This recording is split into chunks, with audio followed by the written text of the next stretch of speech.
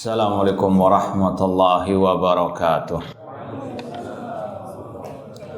Innal hamdalillah nahmaduhu wa nasta'inuhu wa nastaghfiruh wa na'udzu billahi min syururi anfusina wa min sayyiati a'malina. Man yahdihillahu fala mudhillalah wa man yudlil fala hadiyalah. Ashhadu an la ilaha illallah wahdahu la syarikalah wa ashhadu anna Muhammadan abduhu wa rasuluh. Ya ayyuhalladzina amanu taqullaha haqqa tuqatih wa la tamutunna illa wa antum muslimun.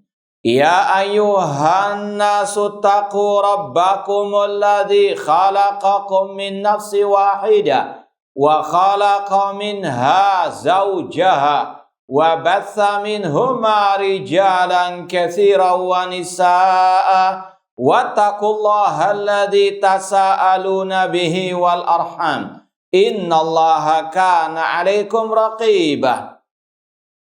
Ya ayyuhalladzina amanu taqullaha wa qulu qawlan sadida yuslih lakum a'malakum wa yaghfir lakum dhunubakum wa may yuti'illaha wa rasulahu faqad faza fawzan 'azima. Amma ba'd, fa inna asdaqal hadithi kitabullah wa khairal hadi hadyu Muhammadin sallallahu alaihi wasallam wa syarrul umuri muhdatsatuha wa kullu muhdatsatin bid'ah wa kulla bid'atin dhalalah wa kulla dhalalatin finnar. Ma'asal muslimin ikhwani fillah wa akhwati, bapak-bapak, ibu-ibu, saudara-saudari rahimani wa rahimakumullah. Alhamdulillah, segala puji bagi Allah Subhanahu wa taala yang memberikan kepada kita banyak kenikmatan-kenikmatannya. Di antaranya nikmat kita masih bisa belajar ilmu agama, khususnya tentang al-aqidah. Semoga Allah Subhanahu wa taala menghidupkan dan mewafatkan kita di atas tauhid dan sunnah Rasulullah sallallahu alaihi wasallam. Baik, sekarang kita lanjutkan kajian kitab Al-Aqidah At-Tahawiyah oleh Imam At-Tahawi rahimahullah dengan penjelasan dari Syekh Muhammad bin Abdul Aziz bin Mani dan Syekh Abdul Aziz bin Baz rahimahumullahu ta'ala. Sekarang sampai pada poin ke-8. Yang megang terjemahan ketemu? Baik. Ana baca Arabnya, antum baca terjemahannya. Siap? Hah? Iya, biar nggak ngantuk. Kata Al-Imam At-Tahawi rahimahullah, la tablughuhu al-awhamu wala tudrikuhu al-afhamu. Silakan yang baca. Tafadhal. Allah tidak dapat dijangkau oleh dugaan dan tidak pula pemikiran. Jazakallah khair. Kita masih dalam pembahasan tentang tauhid asma was sifat, tentang iman kepada Allah yang sudah kita sampaikan di awal kajian kitab. Ini merupakan ilmu yang paling mulia di atas muka bumi ini. Ilmu tentang tauhid asma wa sifat. Karena ini berkaitan dengan zat yang paling mulia, yaitu Allah Subhanahu wa ta'ala. Dan ulama mengatakan syaraful ilmi bi syarafil ma'lum. Kemuliaan suatu ilmu tergantung kepada kandungan ilmu tersebut. Makanya ayat yang paling mulia di dalam Al-Quran, ayat apa? Tentang apa isinya? Tentang nama Allah, tentang sifat Allah Subhanahu wa ta'ala. Ini kaidah para ulama, kemuliaan suatu ilmu tergantung kepada kandungan ilmu tersebut. Ilmu tentang tauhid asma wa sifat berkaitan dengan zat yang paling mulia. Maka inilah ilmu yang paling mulia di atas muka bumi ini. Maka setiap muslim muslimah harus punya keyakinan inilah yang wajib dia pelajari tanpa mengesampingkan pembahasan ilmu agama yang lainnya. Poin ke-8 ini berkaitan dengan kaidah Ahlus Sunnah wal Jamaah tentang larangan membagaimanakan sifat-sifat Allah Subhanahu wa ta'ala. Kata Imam At-Tahawi rahimahullah, la tablughu al-auham. Tidaklah sampai angan-angan ataupun prasangka untuk bisa mensifatkan Allah Subhanahu wa ta'ala. Wala tudrikuhu al-afham. Dan tidak bisa dijangkau oleh pemahaman manusia. Kewajiban seorang muslim muslimah hanya mengimani, menetapkan apa adanya tentang nama-nama dan sifat Allah sesuai yang tercantum dalam Al-Quran dan Sunnah Rasulullah SAW. Ini juga menunjukkan akal manusia itu terbatas. Tidak mungkin bisa menjangkau yang sangat jauh, yaitu tentang Allah Subhanahu wa ta'ala. Jangankan tentang Allah Subhanahu wa ta'ala yang ada di atas al-arsy, yang di atas langit, yang sangat dekat dengan diri kita, yang kalau dia berpisah dengan kita, maka kita ditakbiri 4 kali. Apa itu? Ruh. Semua di sini punya ruh? Hah? Kalau ngaku nggak punya, kita sholati sekarang. Ini yang paling dekat, nempel dengan diri kita. Kalau berpisah tadi, rahimahullah sudah. Ya. Namun meskipun dekat dengan kita, akal kita tidak mungkin bisa menembus alam ar-ruh. Siapa yang pernah kenalan dengan rohnya? Hah? Warna apa dia? Hah? Bentuknya bagaimana? Dan dijamin tidak akan mungkin bisa sampai kepada apa? Alam roh dengan sedetail-detailnya. Warnanya pink atau biru atau tidak ada yang tahu. Karena Allah telah berfirman, yas'alunaka 'anir ruh qul ruhu min amri rabbi. Mereka bertanya kepada engkau Nabi Muhammad tentang ruh. Jawablah, ruh itu hanyalah Allah yang mengetahuinya. Ini yang sangat dekat dengan kita, akal nggak mungkin menjangkaunya. Apalagi berkaitan dengan sifat-sifat Allah Subhanahu wa ta'ala. Maka sungguh benar ucapan Imam At-Tahawi rahimahullah, la tablughu al-awham. Prasangka, dugaan, angan-angan tidak mungkin sampai kepada mensifati Allah dengan sebenarnya. Demikian pula pemahaman, logika, apapun tidak mungkin bisa sampai. Karena ini masalah gaib. Ya, dan ini menunjukkan keterbatasan akal. Maka sesat orang-orang yang menuhankan akal. Seolah-olah akal segala-galanya. Tidak. Akal sangat terbatas. Buktinya tadi. Masalah roh saja tidak mampu dia menjangkaunya. Dan ucapan ini juga pernah diucapkan oleh Imam Asy-Syafi'i rahimahullah di muqaddimah kitab beliau yang berjudul Ar-Risalah. Beliau mengatakan la yablughu al-wasifuna kunha azamatihi alladhi huwa kama wasafa nafsahu wa fawqa ma wasafahul wasifun.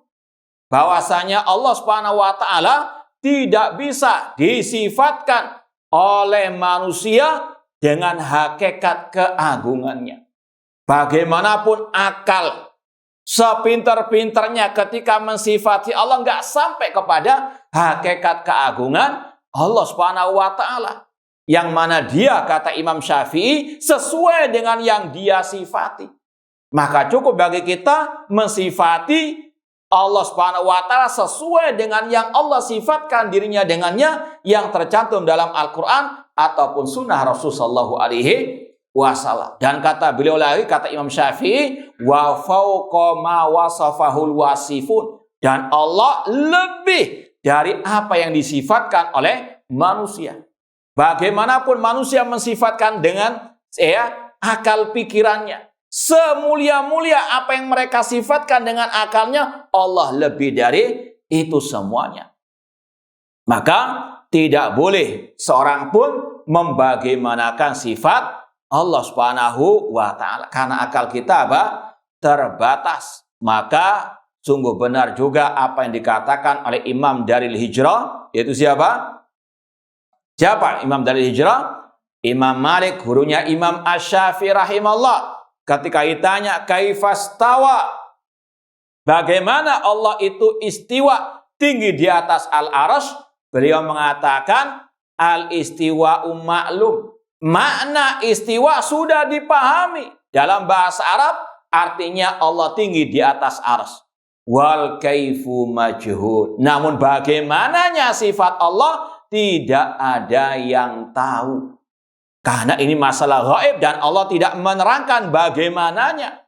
Allah hanya menyebutkan dirinya punya sifat istiwa, sifat murka, sifat wajah, sifat tangan. Namun Allah tidak pernah menyebutkan bagaimananya sifat-sifat tersebut. Kata Imam Malik, bagaimananya sifat Allah majhul, tidak ada yang tahu.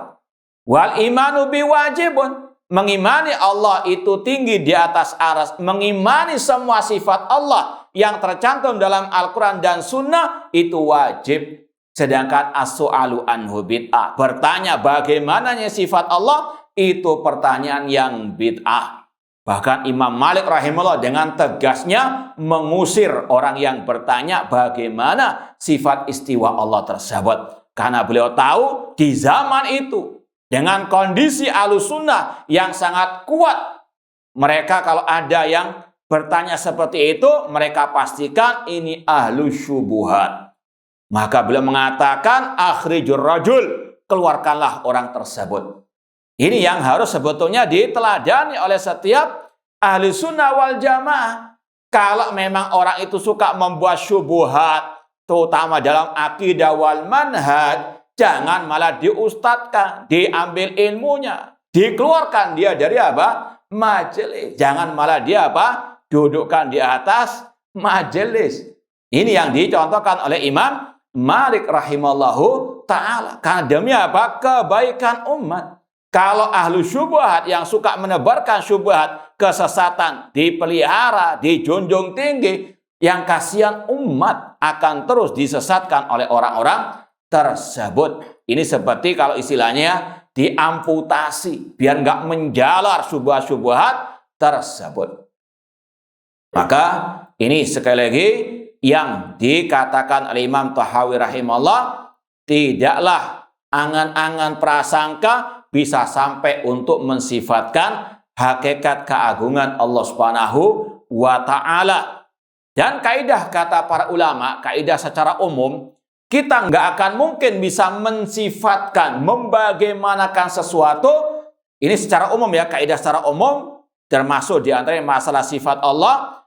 Tidak mungkin kita bisa membagaimanakan, mensifatkan sesuatu, kecuali kalau terpenuhi salah satu dari tiga hal ini. Yang pertama, melihat zat sesuatu itu. Adakah yang tahu yang melihat zat Allah? Ada? Ada enggak? Hah? Kalau orang sufi ngaku iya melihat. Hah? Betul enggak itu? Ilmu kasyaf penyingkapan. Hah?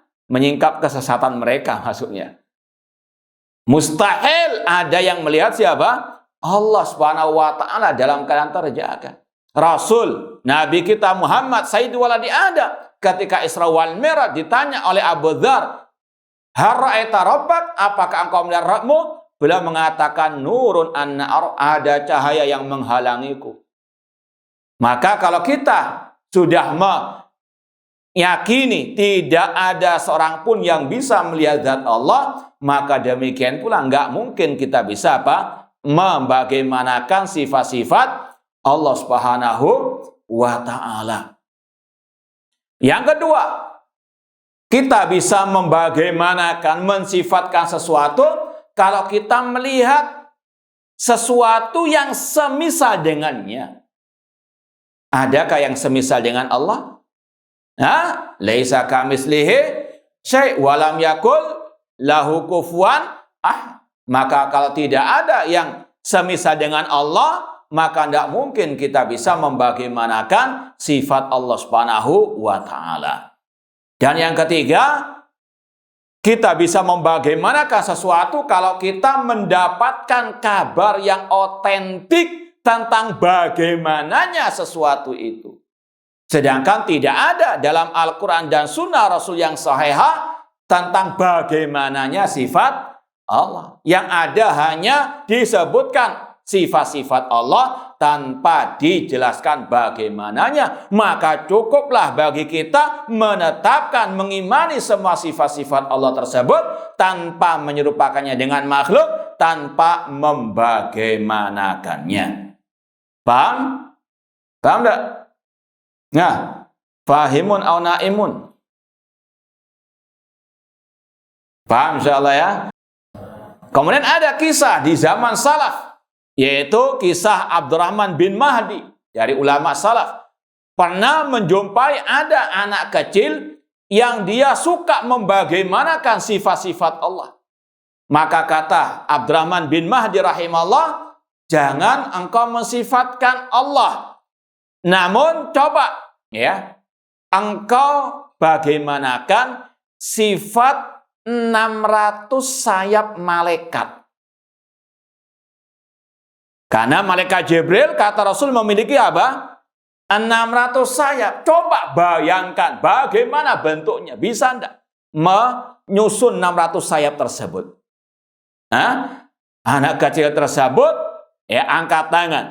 Kata Abdurrahman bin Mahdi, sudahlah aku kurangi jadi 3 sayap saja. Karena Allah mengatakan, Alhamdulillahi fatiris samawati wal ardi, ja'ilil malaika rusulan uli ajnihatin masna wa thulatha wa ruba.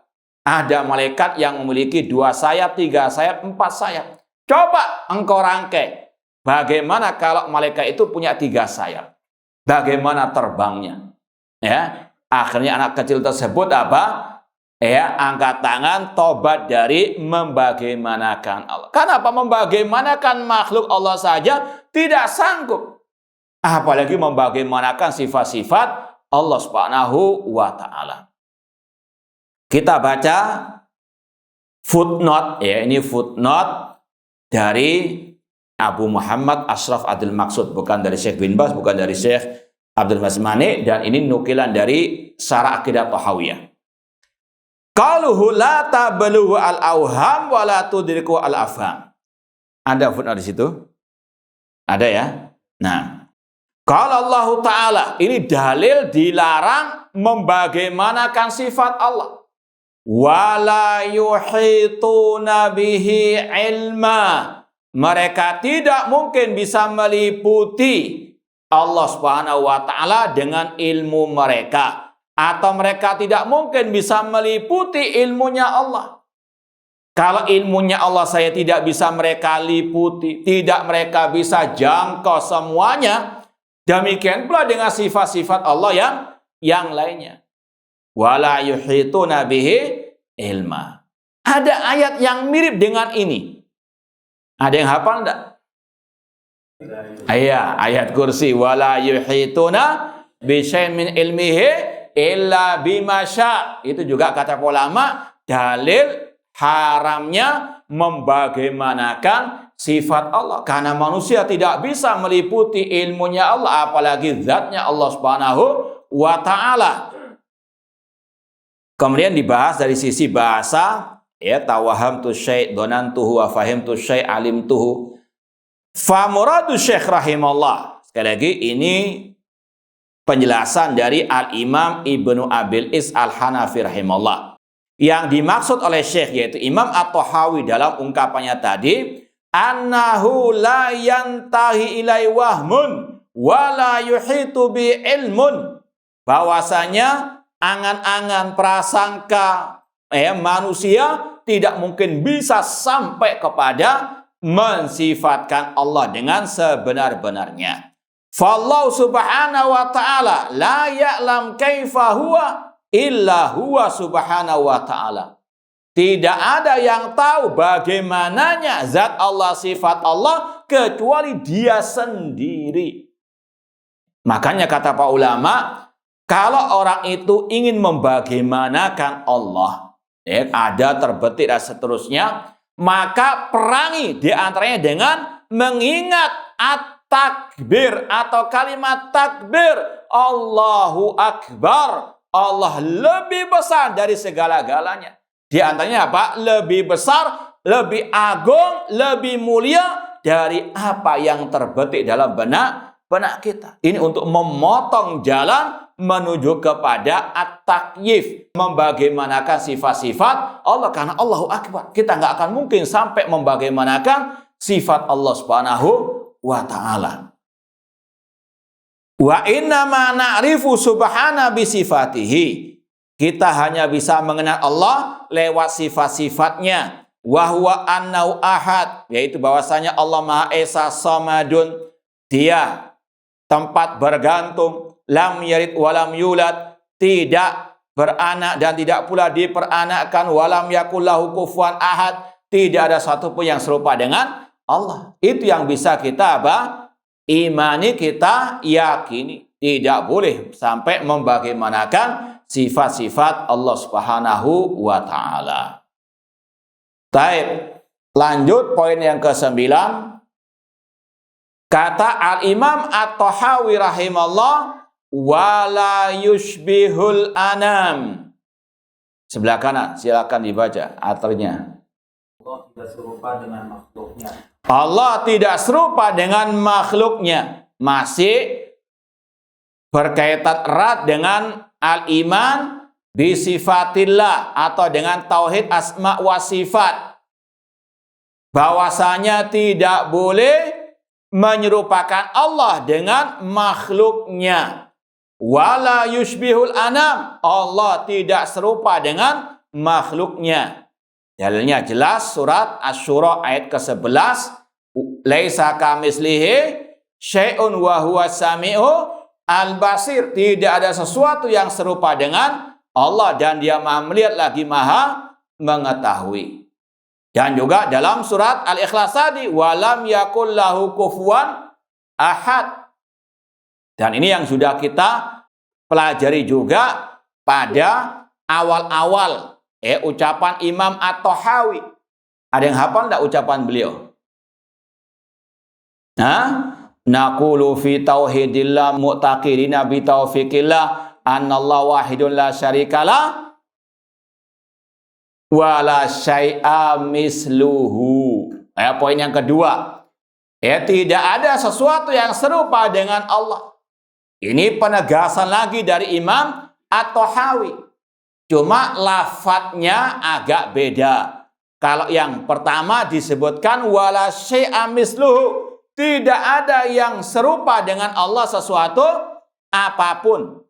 Ini lebih sebetulnya cocok dengan sesuai dengan nas ayat tadi. Laisa kamislihi syai'un. Dari segi lafaz ini yang lebih lebih sesuai dengan nas.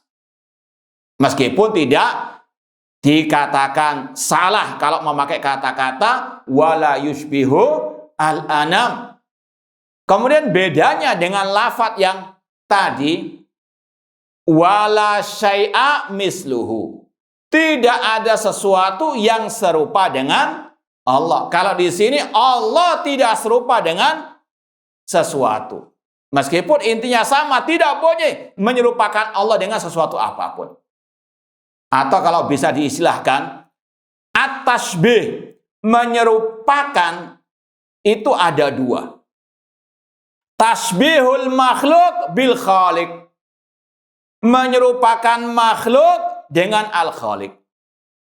Contoh, menyerupakan Nabi Isa, Nabi Muhammad dengan Allah. Ada enggak orang yang menyerupakan Nabi Muhammad, Nabi Isa, Abdul Qadir Jailani dengan Allah? Banyak. Paham? Yang seperti yang sudah pernah kita sampaikan, di antaranya dari bait-bait syair puji-pujian kepada Ar-Rasul sallallahu alaihi wasallam. Ya akramal khalqi maliman aludu bisiwaka inda hululil hadisil amami. Wahai makhluk yang paling mulia, yaitu Nabi Muhammad SAW, maksud mereka, tidak ada tempat aku berlindung kecuali kepada engkau. Kepada siapa? Nabi Muhammad. Boleh enggak berlindung kepada Nabi Muhammad ketika musibah datang? Qul a'udzu birabbil falaq, qul a'udzu birabbin nas. Kita diperintahkan berlindung kepada Allah. Yang bisa mengentaskan musibah adalah Allah. Ini namanya apa? Menyerupakan makhluk dengan Allah. Tasbihul makhluk bil khaliq. Menyerupakan makhluk dengan menyematkan sifat-sifat Allah kepada al-makhluk. Sama hukumnya syirik akbar. Kemudian tasbihul khaliq bil makhluk. Menyerupakan khaliq Allah dengan makhluk. Seperti mengatakan sifat Allah sama dengan sifat makhluk. Mengatakan wajah Allah sama dengan wajah makhluk. Ini tasbihul khaliq bil makhluk. Menyerupakan al-khaliq dengan makhluk. Apakah ada orang yang seperti itu? Ada. Ya. Atau menyematkan sifat makhluk kepada Allah Subhanahu wa taala. Menyematkan sifat kekurangan makhluk kepada Allah. Contoh kelompok Syiah Rafidhah, kelompok Qadariyah, mereka mengatakan Allah tidak mengetahui sesuatu sampai terjadinya sesuatu itu. Alias Allah dulunya jahil, setelah kejadian baru Allah. Inikah sifatnya makhluk? Paham ya? Makhluk sebelum terjadi nggak tahu, setelah kejadian baru apa? Nah, ini sifat makhluk. Ini namanya apa? Menyerupakan khaliq dengan makhluk. Paham? Paham tidak? Nah, ini pembagian tasbih ada dua. Tasbihul makhluk bil khaliq, menyerupakan makhluk dengan khaliq, yaitu dengan apa? Mengangkat derajat makhluk sampai sejajar dengan al-khaliq. Kemudian yang kedua, menyerupakan khaliq dengan makhluk. Ini kebalikannya, menurunkan derajat al-khaliq ke derajat makhluk. Na'udzubillahi min dzalik. Dua-duanya kufur akbar. Imam Nu'aim bin Hammad, gurunya Imam Al-Bukhari, beliau pernah berkata, man syabbahallaha bisyai'in min khalqihi faqad kafara. Barang siapa menyerupakan Allah dengan sesuatu dari makhluknya, maka dia kafir. Wa man jahada ma wasafallahu bi nafsahu faqad kafara. Dan barang siapa mengingkari sifat Allah, maka dia kafir. Wa laisa ma wasafallahu bihi tasbihun. Adapun sekedar menetapkan sifat Allah itu bukan menyerupakan.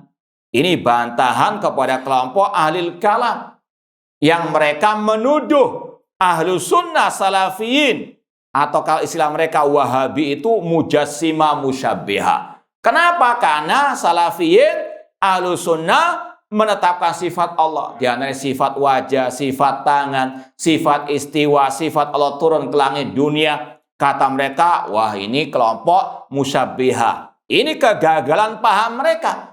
Kata gurunya Imam Bukhari, sekedar menetapkan sifat Allah bukan berarti menyerupakan. Dan ini juga yang diucapkan oleh Imam Ahmad rahimahullah.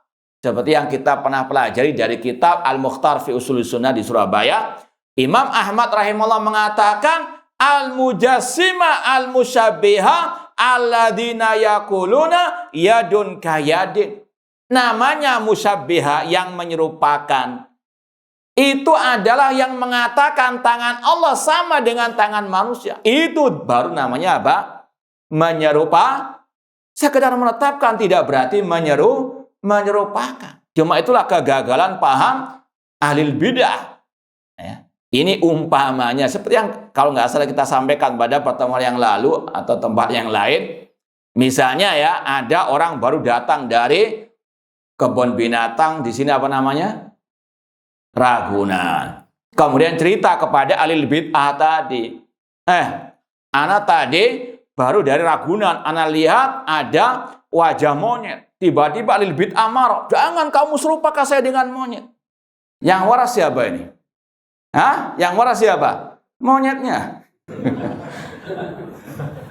Sekedar temannya menceritakan dia melihat wajah monyet, ini sudah tersinggung. Paham? Jangan kamu serupakan saya dengan wajah. Siapa yang menyerupakan? Sekedar menetapkan monyet punya wajah, bukan berarti menyerupakannya dengan apa? Kalau dia merasa seperti itu, ya sudah, kita nggak bisa maksa. Paham ya? Ini kaidah. Ya, dalam segi bahasa, sekedar menetapkan tidak berarti menyerupakan.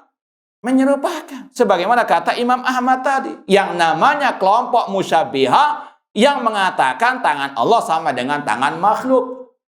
Ya, sekedar menetapkan sifat Allah atau sekedar persamaan kata, tidak mengharuskan persamaan dalam hakikatnya. Sebagaimana kata Abdullah bin Abbas radhiyallahu ta'ala anhuma, laisa fid dunya mimma fil jannah ilal asma. Tidaklah persamaan antara yang di dunia dengan yang di surga kecuali sekedar nama. Di surga ada buah delima, ada buah anggur, ada pepohonan, ada sungai. Namun apakah hakikatnya sama? Tidak sama, karena Rasul bersabda dalam hadits qudsi, Allah berfirman, a'datu li ibadis salihin ma la ainun ra'at wala udhun sami'at wala khatar al qalbil bashar.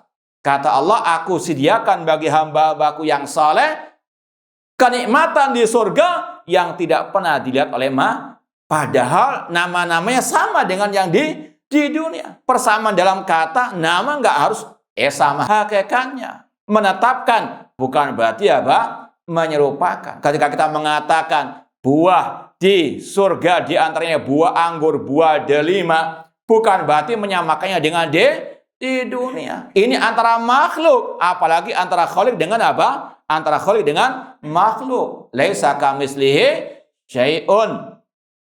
Maka seorang muslim muslimah wajib menetapkan semua sifat Allah yang tercantum dalam Al-Quran dan Sunnah tanpa menyerupakannya dengan makhluk. Dan inilah yang juga diucapkan oleh Imam Abu Hanifah dalam kitab akidah beliau yang berjudul apa? Al-Fiqhul Akbar. Beliau mengatakan kullu sifatihi khilafu sifatil makhlukin. Semua sifat Allah enggak sama dengan sifat makhluk. Ya'lamu laka ilmina. Allah punya ilmu namun enggak sama dengan ilmu kita. Ini kata Imam Abu Hanifah. Kata-katanya sama. Manusia punya ilmu, Allah punya ilmu, namun kata beliau enggak sama.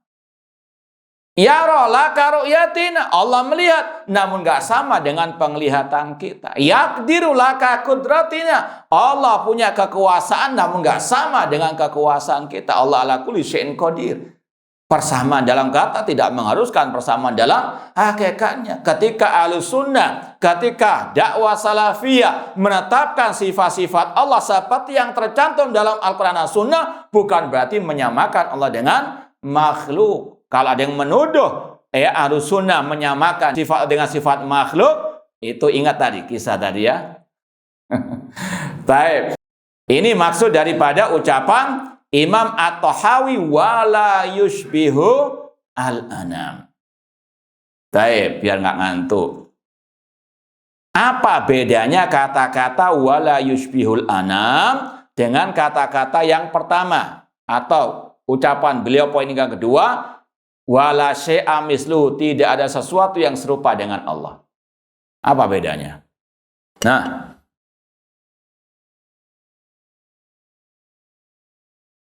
iya, silakan Pak. Bedanya mengenai menyerupakan dan penetapan.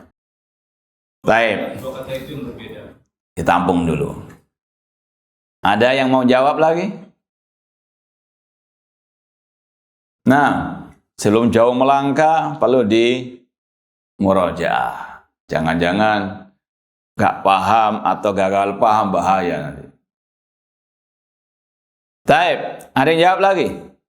Mungkin dari akhwat atau ummahat ada yang bisa menjawab apa bedanya poin ke-9 dengan poin yang kedua, terutama yang ikut dari awal. Wala syai'a misluhu, tidak ada sesuatu yang serupa dengan Allah, dan tidaklah Allah sama dengan sesuatu atau sama dengan makhluknya.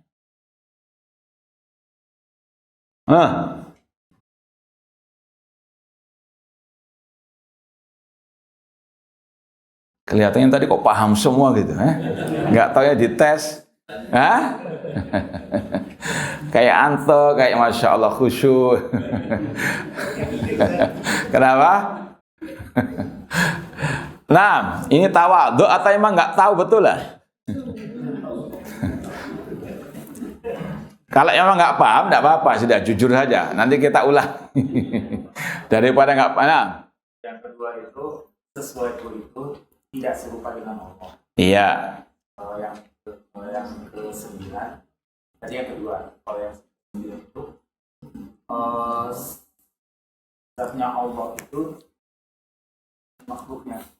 Taib, ahsan tabarakallahu fiik. Yang pertama ada dua kurang lebih perbedaannya. Yang pertama dari segi lafadz ya. Yang kedua itu memakai kata-kata wala syai'a misluhu, tidak ada sesuatu yang serupa dengan Allah. Kata-kata misluhu ini lebih cocok, lebih pas dengan lafadz Al-Qur'an. Laisa kamislihi syai'un. Paham ya, daripada kalimat tasbih. Paham? Paham enggak dari sini? Dari segi apa bedanya? Iya, bahasanya saja. Ini yang lebih pas poin 9 atau poin yang kedua dengan Al-Qur'an? Iya, meskipun kata-kata wala yushbih la tasbih tidak dilarang, tidak disalahkan secara apa? Total ya. Karena ulama salaf juga pakai kata-kata tersebut. Paham? Yang kedua, ini seperti yang kita sampaikan tadi pembagian tasbih. Poin yang kedua, wala syai'a misluhu, itu menafikan penyerupaan makhluk dengan Allah. Menafikan penyerupaan makhluk dengan Allah. Karena memang ada yang mentasbih makhluk dengan Allah. Menyerupakan Nabi Muhammad dengan Allah. Ada enggak? Ya tadi contohnya. Paham ya? Adapun poin yang ke-9, ini menafikan tasbihullah bil makhluk. Menafikan penyerupaan Allah dengan paham? Meskipun dua-duanya sama intinya, haram mentasbih. Entah menyerupakan Allah dengan makhluk atau menyerupakan makhluk dengan Allah. Paham dari sini? Hah? Yakin? Coba dites lagi. Iya, karena emang sekarang harus butuh bukti, nggak asal apa? Iya, pengakuan saja. Nah, silakan sebelah kiri. Apa bedanya poin kedua dan ke-9? Ada dua perbedaannya. Nah, iya, silakan. Poin kedua itu perbedaannya dari lafadznya tadi. Pertama perbedaannya dari lafadz, yang kedua memakai lafadz syai'un. Bukan syai'un. Yang dipermasalahkan bukan syai'unnya, namun apanya? Mithlu laisa kamislihi syai'. Ya, salah kata saja. Iya. Poin 9 memakai lafadz syai'un, penyerupaan. Lalu perbedaan selanjutnya yang poin kedua itu menyerupakan Allah dengan makhluk dengan Allah. Poin yang kedua, dan yang poin ke-9 menyerupakan Allah dengan makhluk. Menyerupakan Allah dengan taib. Sebelah pojok lagi sana. Paham enggak? Hah? Paham insyaallah ya? Jauh nonton aja paham insyaallah ya. Taib, sekali lagi anak ulangi perbedaannya. Yang pertama dari segi lafadz. Lafadz poin yang kedua, la syai'a misluhu, tidak ada sesuatu yang serupa mislu. Pakai bahasa Arab kata-kata mislu. Ini yang lebih sesuai dengan lafadz Al-Qur'an surat Asy-Syura ayat ke-11, laisa kamislihi syai'un. Laisa kamislihi syai'un. Ya, itu yang lebih pas dengan lafadz Al-Qur'an. Ya. Makanya para ulama ada yang lebih ya menggunakan kata-kata tadi al-misl wala tamtsil. Paham? Cuma nggak dipermasalahkan juga kalau pakai kata-kata wala tasbih. Paham? Itu dari segi bahasanya. Yang kedua, poin yang kedua itu menafikan penyerupaan makhluk dengan Allah. Paham? Karena ada orang-orang yang menyerupakan makhluk dengan Allah, yang menyanjung makhluk sampai ke derajat Allah. Paham? Maka kata Imam At-Tahawi tidak ada sesuatu yang serupa dengan Allah. Tidak boleh menyerupakan sesuatu apapun dengan Allah. Tidak boleh menyamakan Nabi Muhammad dengan Allah. Paham? Ini menafikan tasbihul makhluk bil khaliq. Menafikan penyerupaan makhluk dengan al-khaliq.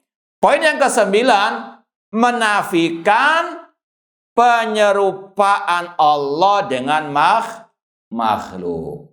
Paham? Tidak boleh menyerupakan Allah dengan makhluk dengan menyandarkan sifat-sifat kekurangan makhluk kepada Allah, sebagaimana kelompok Syiah Rafidhah tadi menyematkan sifat kejahilan kepada Allah, naudzubillah min dzalik, atau sebagaimana kelakuan orang Yahudi mengatakan Allah fakir. Paham?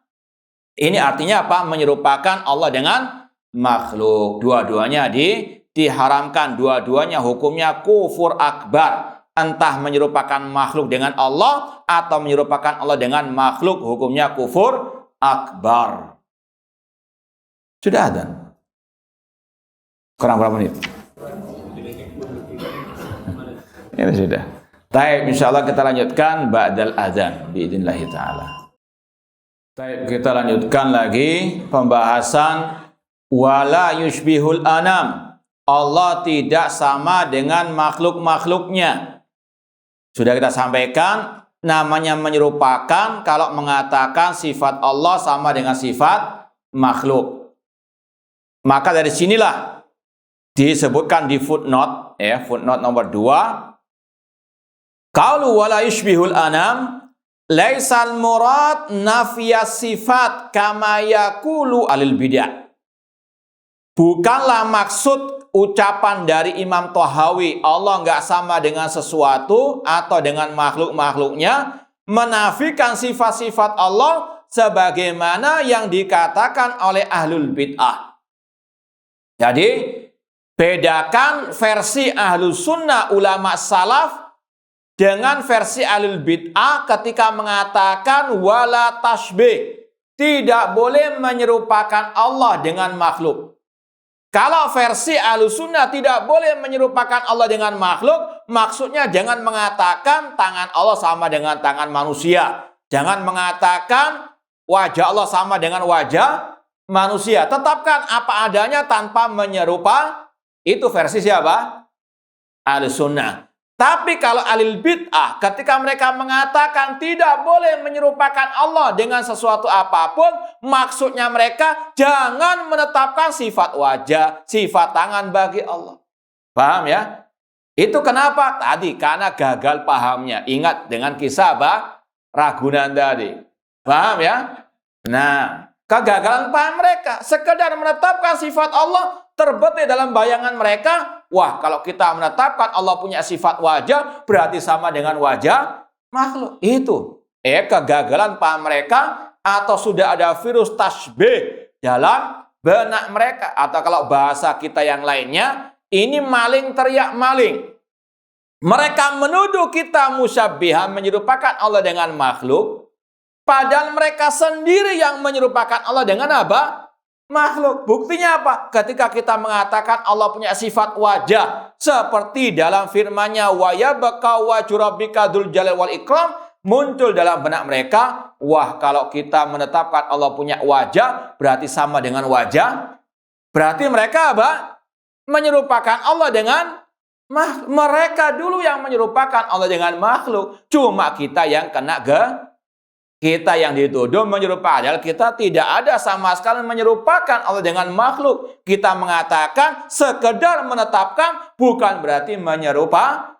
Dan kita dalam membahas kitab-kitab para ulama, semuanya sepakat mengatakan wala tamtsil, tidak boleh menyerupakan Allah dengan makhluk. Dalam semua kitab-kitab akidah salaf ahlus sunnah sepakat melarang apa? At-tasbih. Jemaah, itulah tuduhan dusta al-bid'ah. Maka sekali lagi bedakan versi ahlus sunnah ketika mengatakan tidak boleh menyerupakan Allah dengan makhluk, yaitu maksudnya jangan mengatakan tangan Allah sama dengan tangan makhluk, wajah Allah. Jangan menyerupakan semua sifat Allah dengan sifat makhluk. Paham? Adapun ahlul bid'ah ketika mengatakan jangan menyerupakan Allah dengan makhluk, maksudnya jangan menetapkan sifat-sifat seperti yang disebutkan tadi, sifat tangan, sifat wajah, sifat istiwa. Bahkan mungkin mereka pernah mengatakan, kalau kita mengatakan Allah tinggi di atas arsy, berarti sama dengan mengatakan kipas angin di atas kita. Naudzubillah min dzalik, mereka yang menyerupakan Allah dengan apa? Makhluk, bukan kita. Maka kata-kata wala tasbih ini antum lihat siapa yang mengucapkan. Kalau yang mengucapkan Ahlus Sunnah itu yang hak. Maksudnya tidak boleh menyerupakan sifat Allah dengan sifat makhluk. Adapun versi Ahlul Bid'ah maksudnya menafikan sifat-sifat Allah yang enggak cocok dengan hawa nafsu mereka. Famin kalami Abi Hanifah rahimahullah fil fiqhil akbar la yushbihu syai'an min khalqihi wa la yushbihu syai'an min khalqihi. Kata Imam Abu Hanifah dalam kitab beliau Al-Fiqhul Akbar, Allah tidak serupa dengan sesuatu apapun dari makhluknya. Coba dites lagi. Allah tidak serupa dengan sesuatu dari makhluknya. Ini seperti dalam poin ke-9 atau yang kedua? Berbeda pendapat. Ya. Allah tidak sama serupa dengan sesuatu apapun. Poin yang keberapa? 9. Nah, baik. Berikutnya wala yushbihu syai'un min khalqihi. Tidak ada sesuatu yang serupa dengan Allah. Poin yang keberapa? Ya nggak ada pilihan lagi sudah. Kemudian kata Imam Abu Hanifah, tsumma qala ba'da dzalik. Kemudian Imam Abu Hanifah berkata, wa sifatuhu khilafu sifatin makhlukin. Semua sifat Allah nggak sama dengan sifat makhluk. Ya'lam laka ilmina. Allah punya ilmu tidak sama dengan ilmu kita. Ya, Allah punya ilmu, kita punya ilmu, namun hakikatnya tidak sama. Wa yaqdir laka qudratina. Allah itu Maha Kuasa, namun tidak sama dengan kekuasaan kita. Wa yara laka ru'yatina. Allah melihat, namun beda dengan penglihatan kita. Cuma sama dalam kata-katanya saja. Paham tuh? Paham? Taib, lanjut atau cukup sampai di sini? Taib, pertanyaan aja. Jazakumullah khair. Ya, mohon pencerahan untuk anak muda dalam menghadapi tahun politik.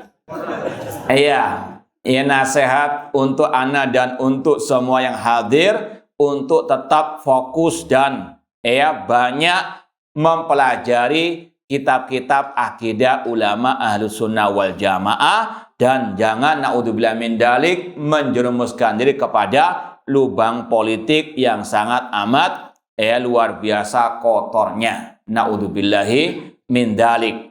Terus semangat belajar al-aqidah dan manhaj Ahlus Sunnah wal Jamaah. Semoga Allah Subhanahu wa taala senantiasa memberikan kepada kita keistiqomahan dalam belajar akidah salaf dan berpegang teguhnya sampai akhirat kita nanti. Masih ada lagi pertanyaan? Terutama tentang pembahasan kita. Nah, sebelum antum meninggalkan majelis, kalau nggak paham tanya, daripada nanti nggak bisa tidur. Nah, tidak ada. Insya Allah paham semua ya? Hah? Iya Pak. Boleh nggak membedakan itu hanya menambah kata-kata maha aja? Jadi kita melihat, Allah melihat, tapi Allah maha melihat. Kalau kita melihat biasa. Itu sekedar permainan kata saja. Cuma intinya beda antara melihatnya Allah dengan melihatnya apa? Kita. Paham? Ilmu Allah dengan ilmu kita. Ya, itu intinya. Kalau ada bahasa-bahasa yang bisa lebih membedakan, tidak ada masalah. Cuma seperti yang kita sampaikan, bedanya ilmu Allah dengan ilmu kita buahnya diantaranya ilmunya Allah tidak didahului oleh ketidakadaan. Karena kata-kata maha itu mungkin orang nggak paham apa maksud dari perbedaan itu. Paham ya?